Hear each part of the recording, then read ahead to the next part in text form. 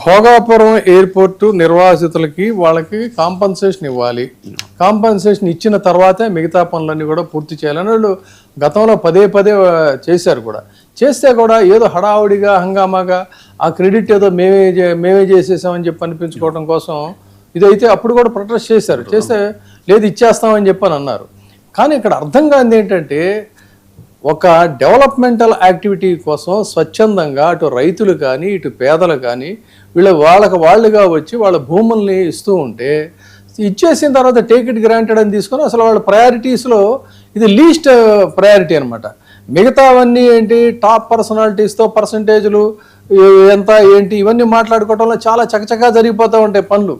కానీ దీనికోసం ముందుకొచ్చిన పేదలు వాళ్ళు ఎవరైతే సాక్రిఫైస్ చేశారో వాళ్ళకి మనం న్యాయం చేయాలి అనేటువంటిది లేదు. ఇవాళ 98.74% ఏప్రిల్ 26 నాటికి పనులన్నీ కూడా పూర్తి అయిపోయినటువంటి పరిస్థితుల్లో ఇంతవరకు కూడా చెప్పలేదు. ఇంకొకటి ఆశ్చర్యకరమైన అంశం ఏంటంటే మంత్రి గారు కూడా కేంద్ర మంత్రి గారు ఆ జిల్లాకి సంబంధించినటువంటి వ్యక్తి అంటే ఎంత అట్మోస్ట్ ప్రయారిటీ ఇవ్వాలి, వాళ్ళ పట్ల ఎంత కన్సర్న్గా ఉండాలి.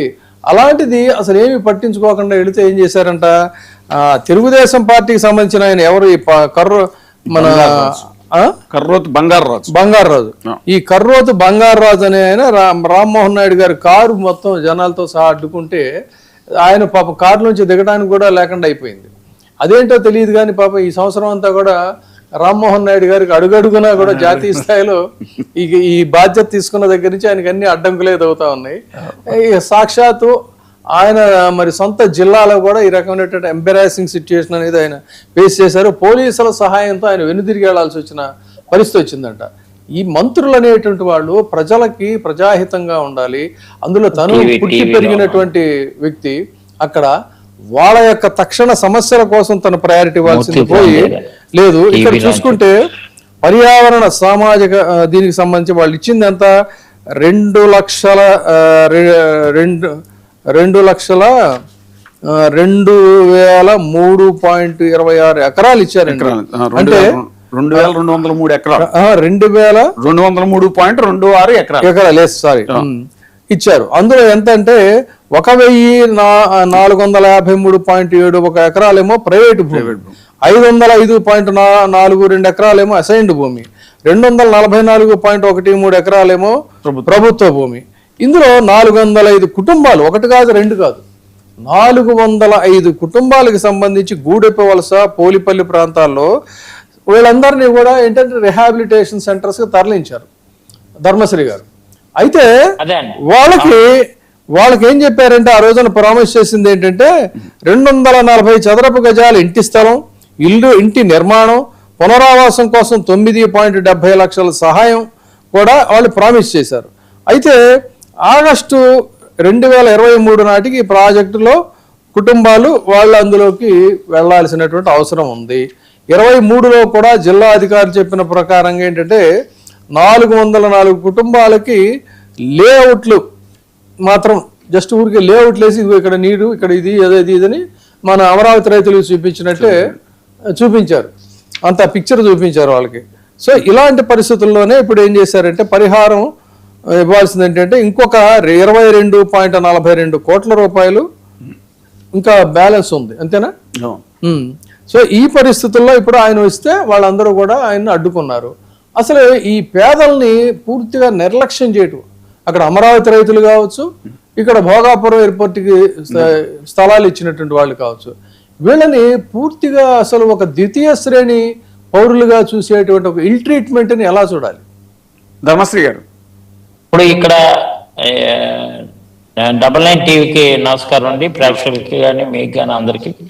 ప్రత్యేకించి భోగాపురం ఎయిర్పోర్ట్కి సంబంధించి సార్ 2019లో యాక్చువల్గా మేము అధికారంలోకి ఏప్రిల్లో వచ్చినప్పటికీ, ఏప్రిల్ ఎలక్షన్ జరిగిన తర్వాత దానికి ముందర హడావిడిగా ఎటువంటి ల్యాండ్ ఎక్విజిషన్ చేయకుండా, ఎటువంటి కాంపెన్సేషన్ ఇవ్వకుండా హడావిడిగా చంద్రబాబు శంకుస్థాపన చేసినట్టు షో చేశారండి. అంటే ఇది రాజకీయాల గురించి మాట్లాడడం అనేది కాదు, కానీ ఇక్కడ వాస్తవాలు తెలియజేయాలనే ఉద్దేశంతో ఒక మాట మీ ద్వారా చెప్తున్నాను. ఇది ఇప్పటికి.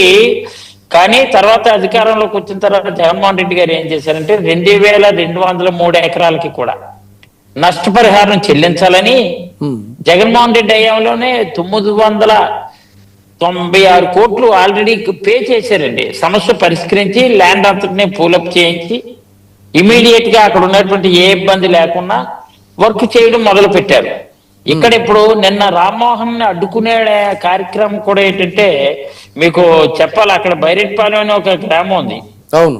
ఆ బైరెడ్పాలెం గ్రామానికి సంబంధించి ఆ ల్యాండ్ కనెక్టివిటీ రోడ్డు బైరెడ్పాలెం అనేది ఏంటంటే ఎయిర్పోర్ట్ కనెక్టివిటీకి వెళ్ళడానికి సంబంధించినటువంటి గ్రామం అది. అవును.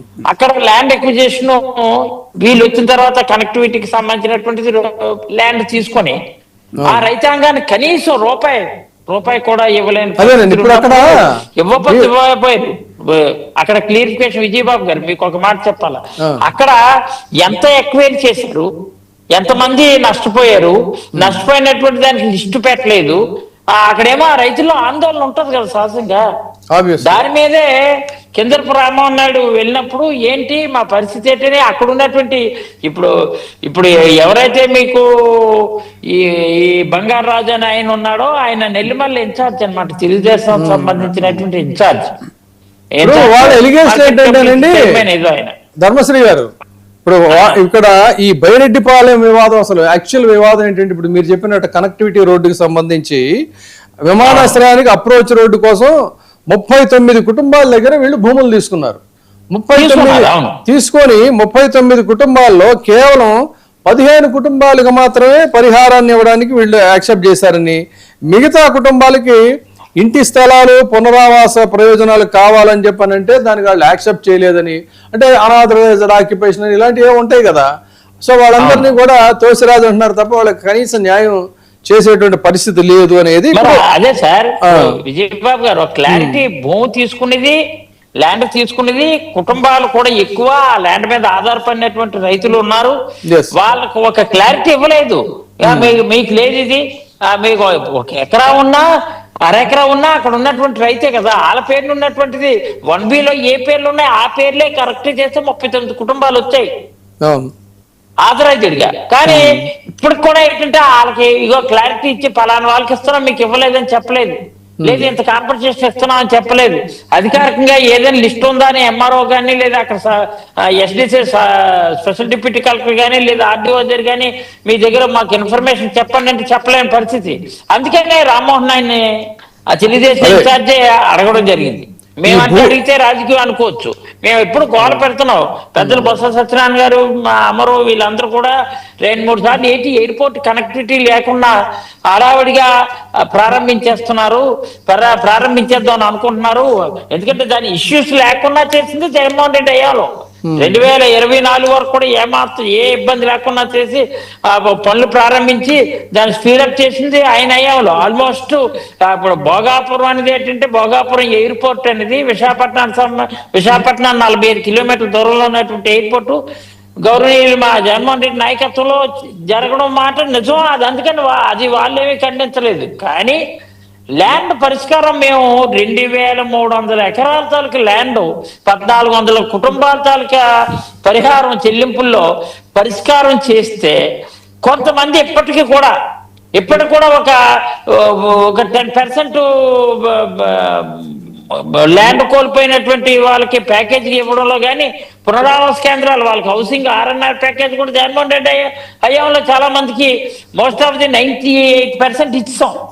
ఆ తర్వాత ఇష్యూ తేల్చుకున్నా గొప్ప కోసం ఫ్లైట్ దిగడం, విమాన శాఖ మంత్రిగా దిగినట్టు ఫోటో పోజ్ ఇవ్వడం, అక్కడ దిగి వచ్చి ఒక పేపర్ లో ట్రోల్ చేయడం, వీళ్ళ హయాంలో జరుగుతున్నట్టు పెట్టడం. వీళ్ళు మనమే గవర్నమెంట్ ఆఫ్ ఇండియా కానీ లేదంటే గవర్నమెంట్ ఆఫ్ ఆంధ్రప్రదేశ్ కానీ కట్టినటువంటిది కాదు ఇది కేవలం ఏంటంటే జిఎంఆర్ వాడు కడుతున్నాడు, జిఎంఆర్ వాడితో ఎంఓఏ అవన్నీ కూడా టైం ప్రకారం ఈ టైంలో చేద్దామని మా ప్రాంతవాసి కాబట్టి ఉత్తరాంధ్రకు సంబంధించినటువంటి మల్లికార్జునరావు గారు చాలా మల్లికార్జునరావు గారు ఆయన ద్వారా జరగాలని ఆయన డయాస్ లో ఓపెన్ గా చెప్పారు కాబట్టి ఆయనకి అందరూ సహకరించి. ఎందుకు ఇందాక విజయబాబు గారు ఒక మాట చెప్పారు, ఎందుకంటే మన ప్రాంతానికి ఒక అంతర్జాతీయ విమానాశ్రయం రావడం, మన ప్రాంతం అభివృద్ధి చెందాలి, అవసరమైతే ఇక్కడికి ఏదైనా ఒక ఒక ఒక టూరిజం కింద ఆంధ్రప్రదేశ్ కి దిక్కు లక్కు ఒక విశాఖపట్నం ఉంది.